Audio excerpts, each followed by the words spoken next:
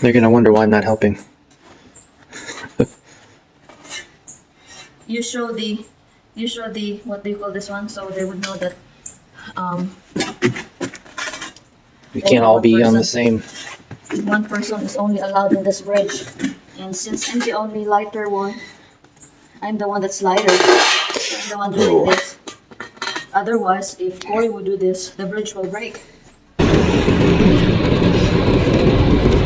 Good morning, good afternoon, good evening, good midnight. Ito po si Carolyn, your friendly Filipina carpenter here in America, together with my husband who is not happy with the traffic.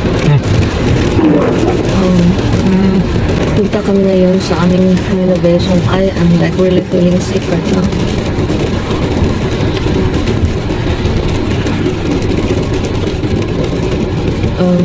Kain ako ng candy kasi para ako nasusugang. I woke up, tapos kailangan na namin pumunta sa construction, and then hindi ko kasi nakalimutan ko yung mga medicines ko. Mga 2 to 3 days na hindi ako nakatake ng aking maintenance. You know, pag matanda na tayo, may maintenance na, diba? But anyway, so yun, hindi ko na-take. So I was thinking of, like, sige na lang, i-take ko na lang. Normally, I take it at night. Pero ngayon, since delayed na ako ng ilang araw, nag-take ako with an empty stomach. So, ngayon, sakit ng tiyan ko. Parang nag-ano ko, heartburn. Should have known better. But, kumakain lang ako ng candy. Sakit ng tiyan ko. I have headache. But anyway, I'll share to you guys what we will be doing today. Stay tuned. Okay, ayan. Na-position na natin yung corner cabinet natin or Lazy Susan. That should be it. Pusit.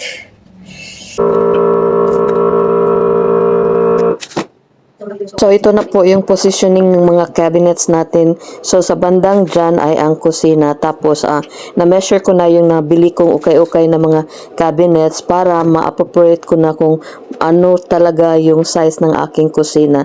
So, as you can notice guys, yung pag-move ko, pausad-usad lang na nakaupo kasi mahirap akong tumayo tapos uupo naman tayo at uupo na naman kasi nag-back surgery ako. Yan guys, kamang-kamang lang tayo, gapang-gapang lang tayo kasi sakit yung likod ko kasi nag-back surgery ako. Ganyan talaga guys, pag nagkarpintera tayo, na ano yung likod natin, na di-disturb yung likod natin, kaya ang grabe talaga ng back pains ko, kaya upo-upo na lang ang dating ni karpentera.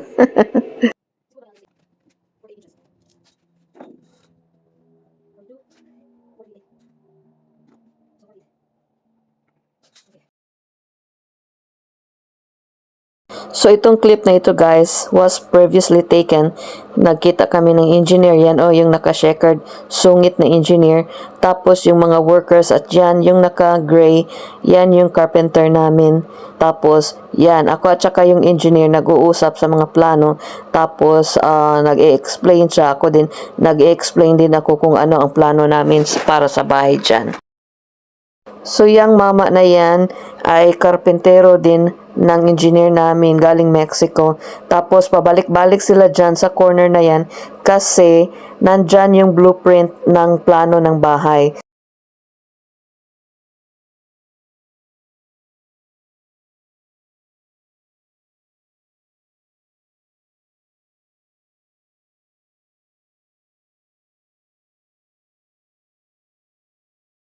So, sa video clip na ito ay nagbe-brainstorm kami ng aking engineer kung saan ilalagay ang washer and dryer area kung saan kami maglalaba. So, hindi kasi ito parte sa plano na binili ko. Kaya lang ayoko pumunta doon sa basement. Yung paglalaban namin sana ay dapat sa basement ilalagay. Ayokong maglalaba doon sa basement. So, ang washer and dryer area, transfer ko dyan medyo sa front, tapos ma-enclose naman yan. Guys, limited lang yung space namin, kaya lalong lumiit ang bahay. Kasi may lalabhan dyan sa main floor. Ay nako, ba't yan ang gusto ko kasi may back pain ako. Ayokong papunta-punta doon sa basement kapag naglalaba ako. Ayoko ng pataas, pababa. Ay nako.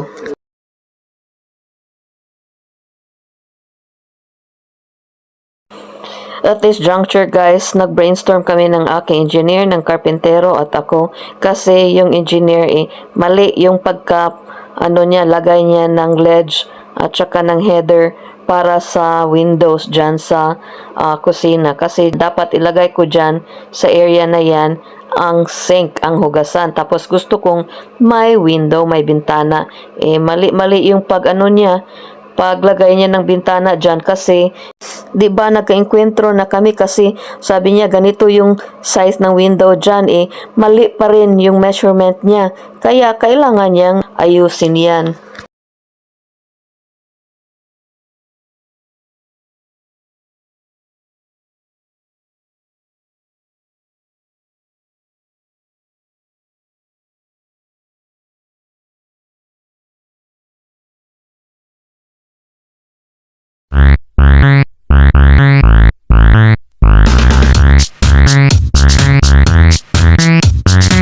Guys, pagkatapos ng episode na ito, may time na umalis yung asawa ko kasi alam niyo naman, hindi talaga siya komportable sa mga ganitong klaseng trabaho kaya wala naman siyang magagawa nag-observe lang siya sa amin. So yun, umalis siya guys. Alam niyo, pagkatapos ng umalis niya, a few moments later, tinawag ko yung engineer.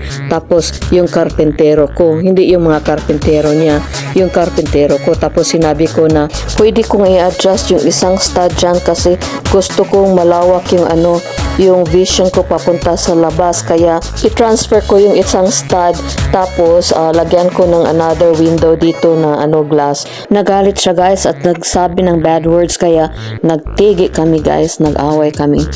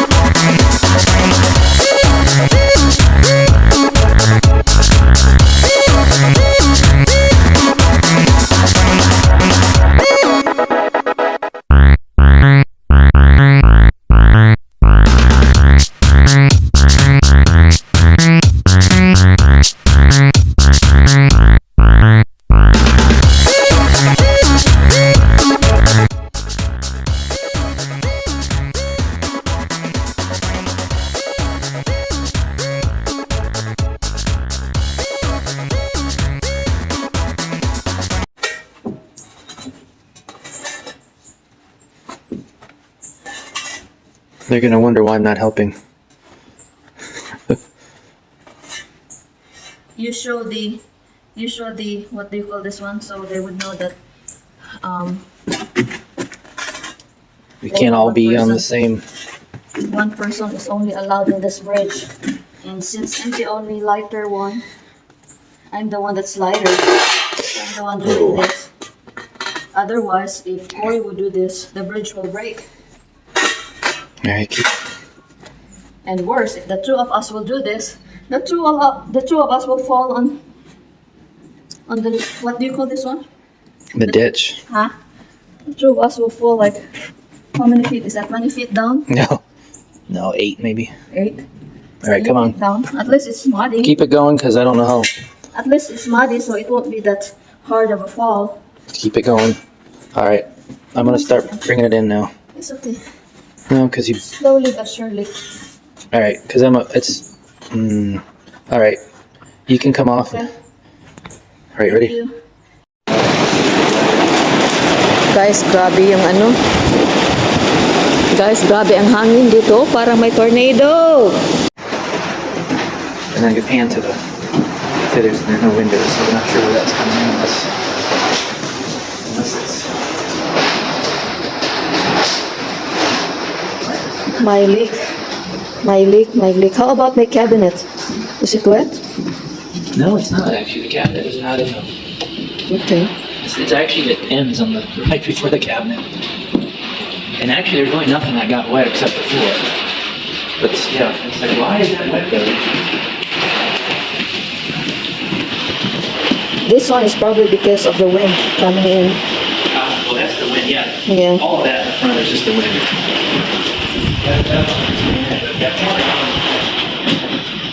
Yeah, there's no more leak here. There is no more leak in this area. Yeah, so I don't know what's So it's just in that corner where the cabinet is. And the rest is just, from the openings. Yeah, I don't know. Okay. Hi, Merry Christmas, Happy New Year to everyone. I hope everybody's doing okay. Ito po si Marilyn, your friendly Filipina carpenter here in America. Guys, anong ginagawa niyo nung Christmas? Kami ng asawa ko pumunta kaming Michigan. That's about like 5 hours drive away from where we are right now. Ay, Tagalog. Mga 5 oras. Bakit? Kasi ang hirap ng Tagalog. Muntik na akong mabagsak sa college sa aking Filipino class. But anyway, so yeah, 5 oras na pumunta kami and nag-travel galing dito papunta sa Michigan kasi nang doon yung mga in-laws ko. So we had a good time tapos bumalik kami dito. But anyway, so balik tayo sa istorya ng aming pagtitigi, yung confrontation namin sa aking engineer.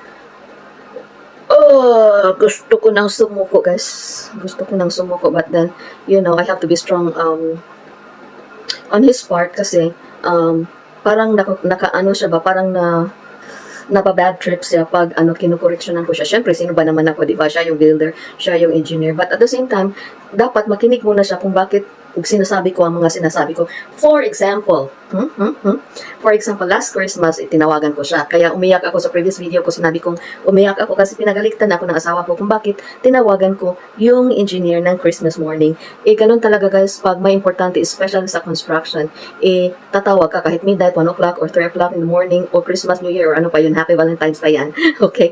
But anyway, so last Christmas morning, tinawagan ko siya.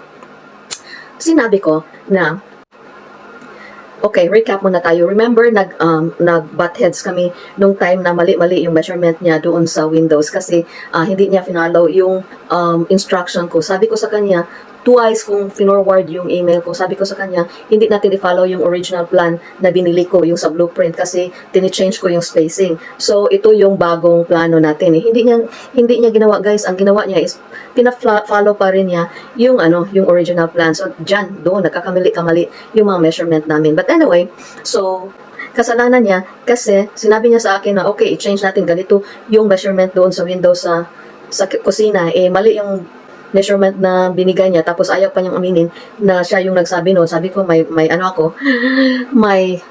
proof ako. But anyway, so sabi niya, kahit na kasalanan niya, sabi niya, kasalanan mo pa rin kasi, bakit hindi ka nag-research ng due diligence na mali pala yung measurement na binigay ko sa iyo Guys, may-ari lang ako, general contractor lang ako, siya yung builder, siya yung engineer, siya yung dapat mas makaalam kung anong ginagawa niya, okay? But anyway, inakusahan niya ako na hindi ako nagawa ng proper diligence or researching kung anong talaga ang proper measurement ng mga windows dyan sa bahay namin. So, yun. Last Christmas, balik tayo last Christmas, tinawagan ko siya kasi sabi ko sa kanya before na ikaw yung bahala yung gagawa ng structure sa bahay, okay? Everything inside sa bahay, kami nang gagawa. Hinire ko lang sila to do the structural in the outside and everything in the inside kami na. Kasi kailangan pag-structure yung pag uusapan natin, kailangan talaga ng engineer, di ba? So that was the reason why we hired him. So anyway, I was thinking na structures in the inside, that means ako nang gagawa ng mga studs, ng mga division sa room, yung mga poste, yung mga ganun ba. So tinawagan ko siya.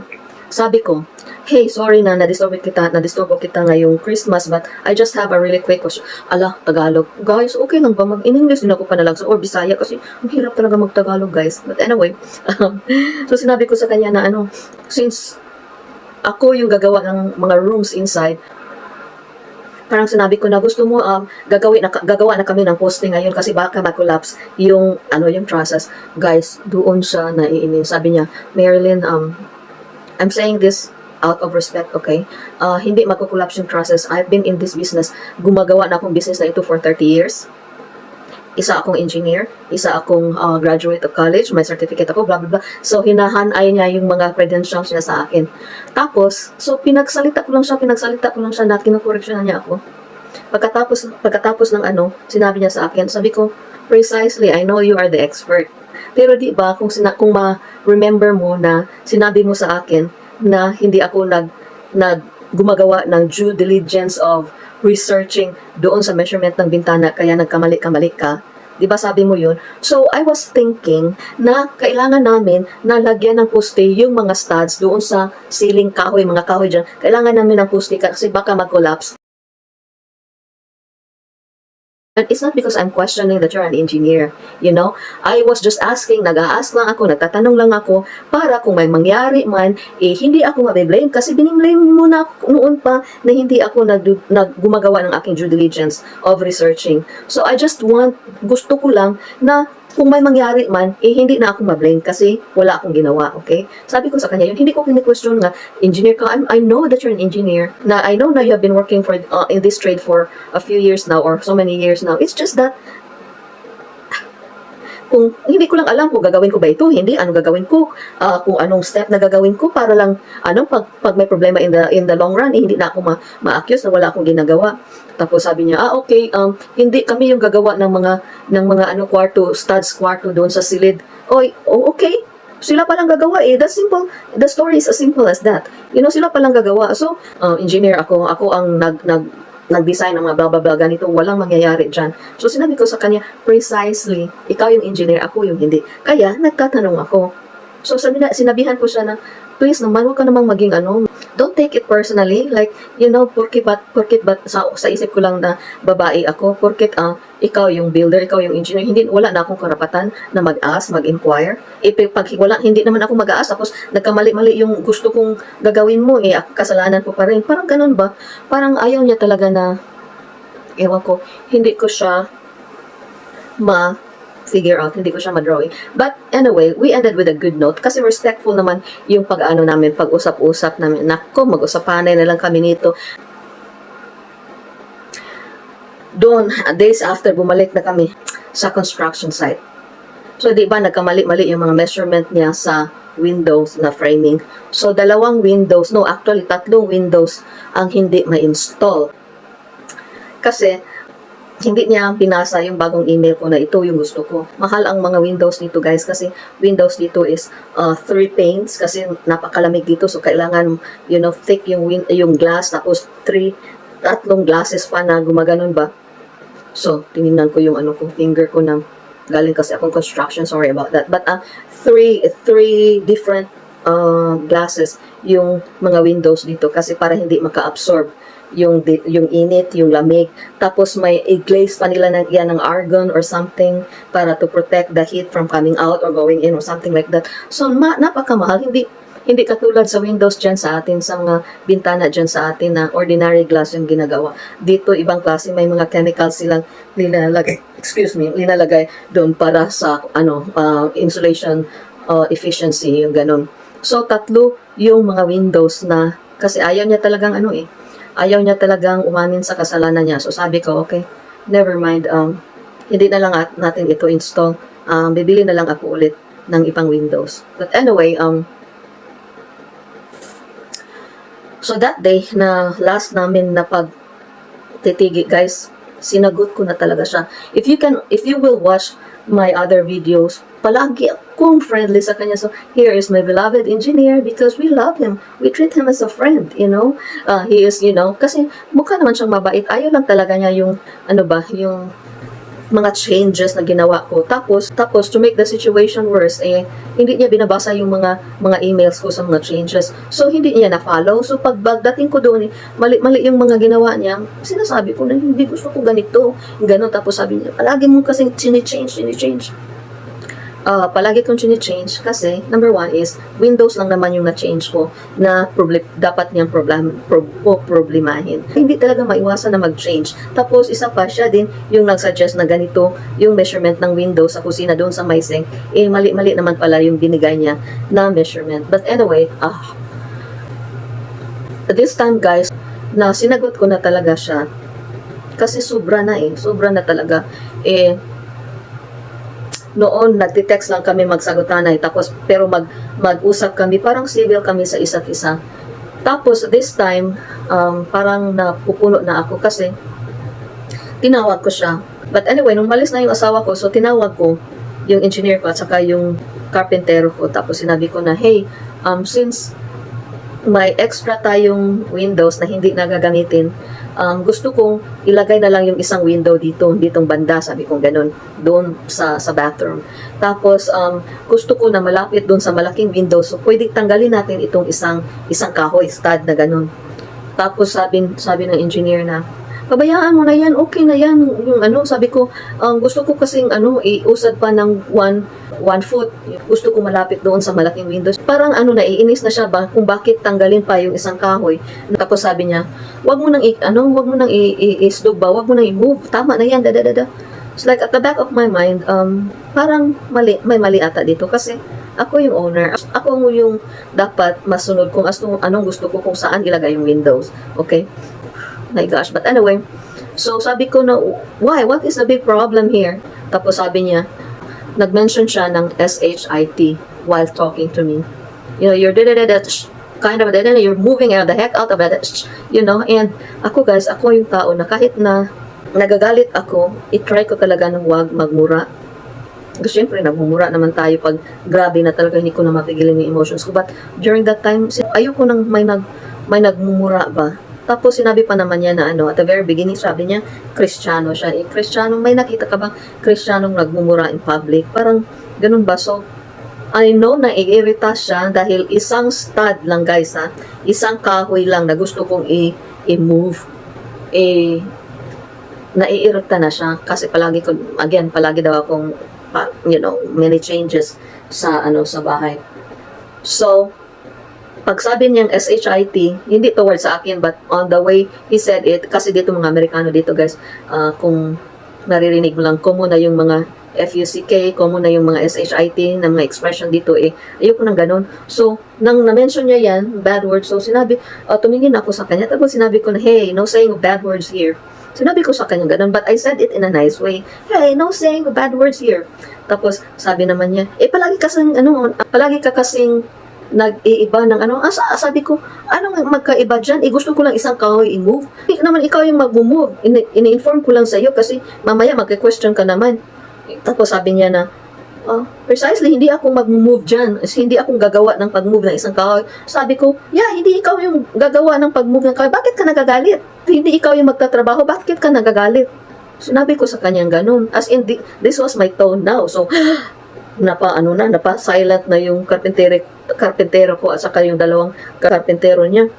So sabi ko na, it is Dan who will, yung karpentero ko, it is Dan who will do that. Si Dan yung papagawin ko sa pag-move ng isang kahoy na yan. Bakit ka nagagalit? Nag-ask lang ako sa iyo ng permission para hindi ka malilito at hindi ka naman magagalit na makita mo may isang kahoy na move.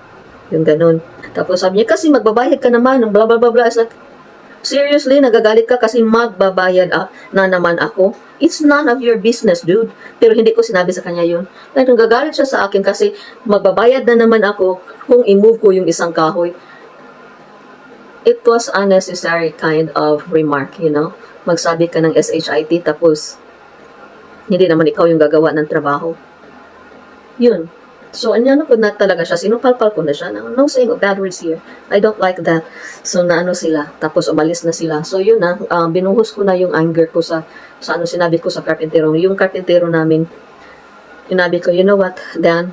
Sinabi ko sa karpentero namin bakit iba siya at bakit iba ka? Kasi, di ba, sa 10 taon nating pagtatrabaho, ikaw at ako mostly, kasi, you have been working with us for 10 years. Kung may suggestion ako, kung may gusto ako, Dan, can I have this? Like, can we move this? Anong isasagot mo, Dan? Sasabihin mo lang sa akin, that might work. Siguro, pwede yan. Yung ganun, hindi ka nag-SHIT. Sa 10 taon natin na pagtatrabaho, never once, Dan, na nag-away tayo. You know me, like, sabihin ko sa iyo, Dan, can you please do this? Can you please do that? Can you move this? Can you move that? Walang problema. Kasi yung palaging sagot mo, hindi pwede yan kasi because of this, load bearing ito, pag i-move natin yan, then magka-problema tayo dito, then mag-e-explain siya sa akin. And then I would say, oh, okay, yeah, siguro hindi na lang natin i-move. Yun, period, walang away. Pero itong engineer ko, nagsasabi siya ng bad words na hindi naman sinabi, oh my gosh. So, yun. Kaya, nung nag-usap kami ni Cory, before this thing happened, sabi niya, iba si Dan. Kasi, wala talagang ka-problema. Like, one time, sabi ko, Dan, pwede kang mag-drive ng, ilang kilometro ba? Siguro mga 50 kilometers. Kunin mo yung, binili kong, doon malapit sa inyo, 50 kilometers galing sa inyo. I know na disgusto siya, pero he said, okay. Tapos, parang pagdating doon sa construction site namin, parang, siya ba, hindi siya masyadong kumikibo sa akin. Pero, you know what? Binayaran ko siya ng extra. Yun, tapos, walang problema. Dan, wala akong narinig na cursing, wala akong narinig na, so, ganun, sinabi ko sa asawa ko, si Cory, siguro, am I a bad person? Like, am I a bad, Sabi ng asawa ko, hindi na aggressive lang ako, pero hindi ako bad. Like, seriously, itong engineer na ito, I know mabait siya, but then, syempre, wala namang perfecto ng mga tao dito sa sanlibutan, di ba? So, mabait siya, but at the same time, impatient siya, and he doesn't keep his thoughts to himself. So, nagaano siya. He speaks up. And, unfortunately, ako, kung makaya ko lang ay, okay, hanggang mag-burst na ako. Kasi, again, di ba sa mga ibang videos ko, sabi ko, hindi ako pala away, guys. I don't start a fight. Hindi ako nag-umpisa ng away. Pero, hindi din ako tumatakbo kung inaaway ako. So, yun, nung nagsabi na siya ng bad words, doon ko na siya kinumprontan. No saying of bad words here. This is my property. At the back of my mind, bahay ko ito. Huwag kang magsasabi ng mga bad words. Tapos yun lang, galit siya kasi isang kahoy. Tapos, nung umalis na sila, transfer na ni Dan yung kahoy para lang masunod yung gusto ko. And you know what, guys? What happened? Less than 10 minutes nagawa ni Dan. Less than 10 minutes. Walang 10 minutos na transfer niya yung isang kahoy papunta dun sa gusto ko. So, anyway, yan yung mga some of the frustrations na ma-encounter mo kapag nagtatrabaho ka katulad ng trade na ginagawa ko dito sa Amerika. But I was angry at that time, but right now, I'm kind of irritated with him, but never magkita kami, smile pa rin, sasabihin ko pa rin sa kanya, there's my engineer, my beloved engineer. Because I want to be the bigger person in this situation. Meaning, siguro bata pa siya sa kanyang pananampalataya ng Panginoon na kahit maliit na mga problema, palalakihin na niya, nagre-react siya ba? No wonder, sabi niya, twice daw siya na-divorced. Tapos sabi ng asawa ko, ganun pala. Siguro dahil sa ganyan, impatience niya. Pero guys, iba-iba kasi yung mga strengths and weaknesses natin. Ako, I don't claim to be perfect. My strength, may weaknesses din ako. Yung strength ko is, mapagbigay ako. Yung weaknesses ko is, hindi ako tumatakbo sa away. So, yun. Siguro dahil pag Pinay ka, nandito ka sa Amerika, guys, hirap talaga, racial discrimination dito. Aapak-apakan ka talaga kung ikaw ay may color tapos dito ka sa Amerika. Titingnan kanila na para kang walang silbi dito sa mundong ito. So, yan. I think, nagiging aggressive ako nung pangyayari doon sa nagtrabaho ako sa hospital na aapak-apakan ka talaga pag hindi ka nagpa-fight back. So, yun. But anyway, in this situation, I chose to be the bigger person. Yes, kinumpronta ko na talaga siya at natulala yung mga witnesses ng mga karpentero. But at the same time, gusto ko pa rin i-bless siya. Kasi because dahil sa kanya, natayo yung bahay namin. Yun guys, lesson learned. Yes, we fight for our right. In situations like this, fights for your right. Pero at the same time, be the bigger person. You know, magpakumbaba na lang tayo kasi hindi na magpakumbaba na alitin ka na lang. After ma-express mo yung thoughts mo sa kanya, then you forgive, forget, at move on, be humble. Kasi para i-bless ka ng Panginoon. And for Corey and me, like, you know, I had the same encounter with workers like this before. Yung mga previous renovations namin within the 10 years span of time, may mga trabahador na hindi quality yung tinatrabaho nila, kaya tinatawag ko, sabihin ko, ito mali, you have to, Tapos, may mga trabahador na hindi nila tinapos yung trabaho nila. May trabahador ako na galing ding Mexico, ang bait talaga, ang bait. Pero towards the end, hindi siya pumunta, sumipot sa trabaho. Yung mga relatives niya, yung pinagawa niya sa trabaho niya, ipalpak yung trabaho ng mga relatives niya kasi hindi sila karpintero. So, yun, tinext ko siya, pinagalitan ko, palpak yung trabaho ng mga relatives mo, yung mga ganun ba. I mean, normal talaga ito guys when you are in the construction. And especially ako, I pay attention to details and I remember and I correct. So, as long as, you know, you do it nasa tama ka, you know, you make your intentions known and you make your thoughts known na ito, mali ito, gusto ko ito. But at the same time, dapat humble tayo na porkit ikaw yung nagbabayad sa kanila, parang sino-sino ka na lang kasi hindi mapi-please ang ating Panginoon dyan. And, you know, if we humble ourselves, like, guys, look at how the Lord has blessed us within our 10 years na trabaho na ganitong business dito sa Amerika. May mga pasaway talaga ng mga trabante, but then you still continue to bibigyan pa rin namin silang ng mga gifts after yung Bibles, yung mga tapos extra money, yung mga ganun ba. And because of that, you know, if you still, kahit na galit ka, if you still choose to be forgiving and to be a giver, the Lord will bless you. And 10 years after, ito, makakatayo kami ng bahay na wala kaming utang, hopefully. Hopefully. Nope.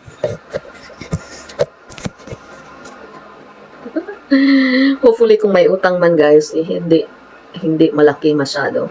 So, yun. Kasi limited talaga yung budget namin. But you know what?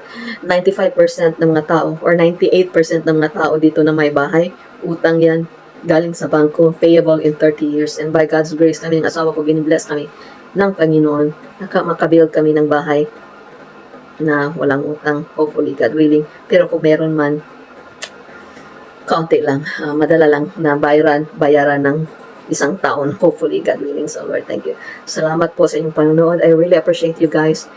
Salamat talaga for spending. I know na busy kayo sa inyong mga sari-sariling buhay dyan sa atin. But salamat po at binigyan niyo ako ng time na maka-express ng aking buhay-buhay dito sa aking mundo na tinatawag na Amerika. And God bless you all. And I hope you will continue to watch yung mga videos ko until matapos yung bahay namin. At malaman niyo kung ano talaga yung buhay ko dito sa Amerika. Thank you so much and God bless you. Bye! Mwah.